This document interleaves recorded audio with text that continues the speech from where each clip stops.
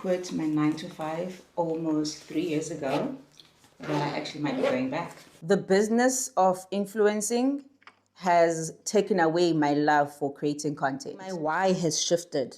I am embarking on a 90-day journey. I want to continue doing influencing full time or going back to corporate. And there's a reason why I am even considering going back to corporate. Influencing in South Africa, for me, it's literally going backwards. Job security does not really exist in the creator economy, in the industry, like in the creative space. It really does not exist. From actors to directors to MCs, dancers, TikTok stars, influencers, job security does not really exist in this industry. I mean, if you can take it back a few years ago, a lot of our influencers came online, social media platforms, telling us that they are making six figures and creating multiple streams of income. I mean, every other second day, an influencer was quitting and leaving their corporate jobs, their 9 to 5. And it made sense back then, but right now it does not make sense, right? Because they all want to go back to their jobs at 9 to 5 because they're not making enough money online. Now, please take a listen to this and I'll be back. 43.7% of South Africans who are eligible to work are not working. And that includes those who are now discouraged. It's over 12 million people are now without work. Now, job security does not exist in South Africa in general. I mean, given the recent figures with regards to unemployment, whether these influencers go back to corporate or not, it's a South African problem. There is no job security in this country. I mean, teachers are complaining. Doctors are not being paid on time. What do you mean? Those people need to save our lives. So how can they not get paid? You know, and the unemployment rate is just high. It's high at this point. So I think it's not just an influencer thing or just happening in the influencer industry. It is a South African problem at the moment. I mean, slowly everyone in every industry is going to be affected by the unemployment, which is going to create a lot of economic, with so much confidence. The world is watching. People are watching us. The fact that Donald Trump does not like us, and also how we are fighting with other African countries, creating enemies. We're going to pay for this, whether we like it or not. And I mean, a lot of people don't like their jobs. A lot of people are complaining about their jobs. They're being underpaid. So I think it's just a South African problem that we're having right now. It's a workspace environment that a lot of people are struggling with, right? Now, you need to remember that with influencers, they're very performative. They can turn anything and everything into content, from their relationships to their pregnancies, trauma dumping, and acting like victims. So whatever they say, you do need to take it with a pinch of salt. They might just be gatekeeping, low-key gatekeeping, right? Discouraging others not to enter this industry simply because they're playing like victims online. I'm just saying, I'm not saying that's the case. But I like to believe that the lie started when these influencers came online telling us that they are creating multiple streams of income as well as they're making six figures, right? I mean, there was a time where they would come online and say things like, just quit your job, just follow your passion, start the YouTube channel, become a content creator, you're gonna make money, you don't really need school. I mean, there were some influencers who was honestly saying such things. Now that they are going broke, we have to cry with them. It really does not make sense. Now, the problem here is that a lot of our influencers and content creators don't realize that you genuinely need brand deals and endorsements in order to survive in this industry. You really need to be good at that. The Grace of the Worlds, they master the skill whereby you're getting brand deals back and forth, back and forth, back and forth, right? Because when the economy is struggling, the first thing to go at a company is the marketing budget. They cut that off, right? And this is where influencers get the money, right? Because these companies and brands will create a budget for them and then give them these brand deals. So if the economy is struggling, companies cut that off, they struggle. And the only way to save money as a company or a brand is to hire these influencers. I mean, you save a lot of money. You save a lot of money from commercials, traditional commercials, models, editors, photographers, location, transport, all of that thing. You can save that money by hiring influencers, right? Because they can take whatever you guys are doing and creating and post on the platforms. And then you can just generate money like that. But a lot of our influencers are not paid their worth. They're underpaid and they're not making money. That's why we're having this conversation. Now, today I want to talk about 3 points. The first is positioning yourself in this industry, brand deals, as well as brands and companies. Now, with positioning yourself in this industry, it's very important to be very specific and intentional with how you position yourself, right? How you behave online, the type of content you post, the quality of your content will then create opportunities for you as an influencer. This idea that you just need to take out your phone and press record and post does not really work, right? You need to position yourself in a specific way to attract these opportunities and brand deals. Now, I don't blame the girls like your K-Arms that are very aesthetically pleasing, that give us clean content and behave in a clean manner, because brands are watching and they want to work with people who are absolutely clean, whereby they can be impressed to be associated with you, right? And with positioning yourself, funny enough, I saw a video of Dominic who was presenting for the top billing. Yes. And he did the video. I thought it was good. I'm not going to lie to you. It was good. But then I went to the comment section. I need to make a video about the comment section, really. And someone was like, but you're too controversial. You're drama. You're dramatic. Like, you're scandalous. I don't think you'll fit for top billing. And I was like, oh my God. Here we go again, right?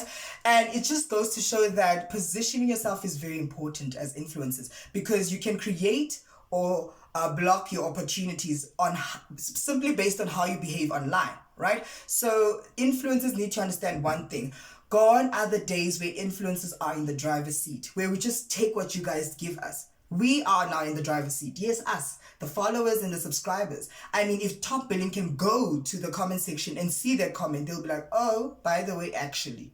Do you get what I'm saying? So it's a very difficult thing for influencers to understand, because for the longest time, we just kept quiet and watched their content. But now with commentary channels, with thought pieces, with people having opinions, it's becoming extremely difficult to make it in this industry, right? And I'm not going to lie, I'm going to create a video talking about how I feel I'm going to start unfollowing pregnant women. I know, ladies, I'm not offending motherhood, sisterhood, girls, no. But I'm specifically going to address influencers, because I feel that a lot of influencers are comfortable. The minute your brand becomes a 9 to 5 for a job, you need to be strict. Or we need to be strict, right? As your followers and subscribers. I mean, taking your experiences and hobbies and just posting it online does not interest us anymore. Like, a normal person goes to work, but they don't take their baby with.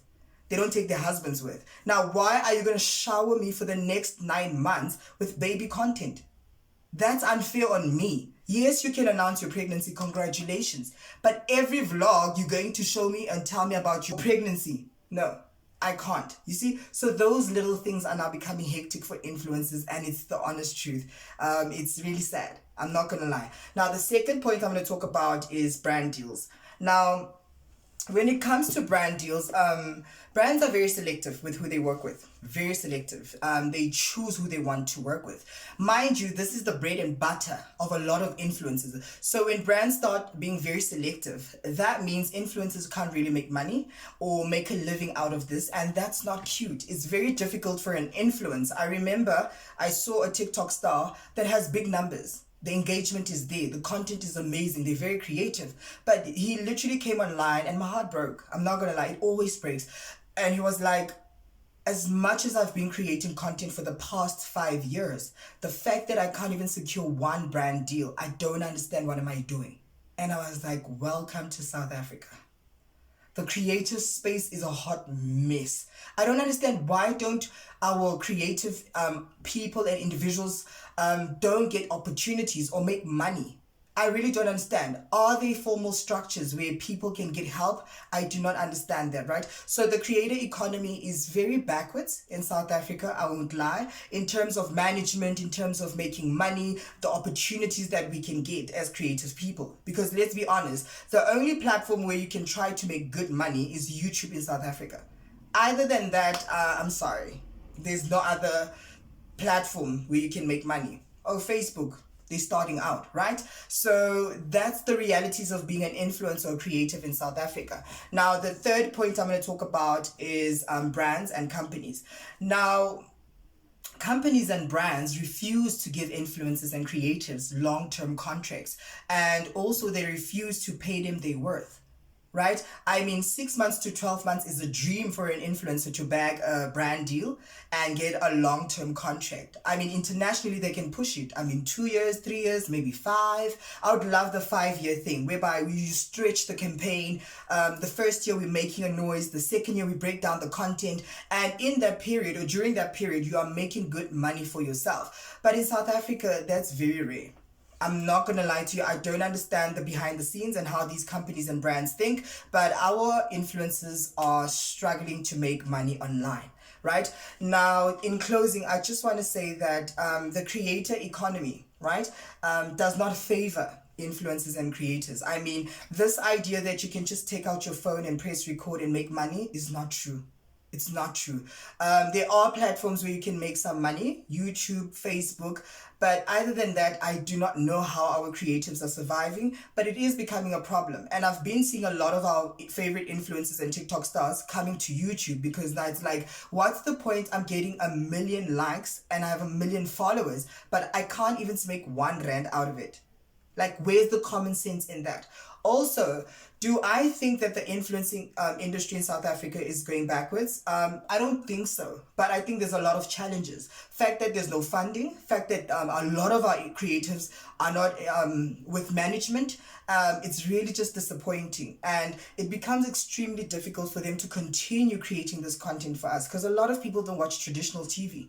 We are all on our phones. Literally 95% of the time I'm on my phone, right? So I don't know, guys. This is the conversations we need to start having. What needs to happen so that influencers and TikTok stars and, you know, comedians and actors, how can we create formal structures that, that can help these people make money? Because it's not cute to post back to back and you can't even make a 1 rand. TikTok, I never understand that app.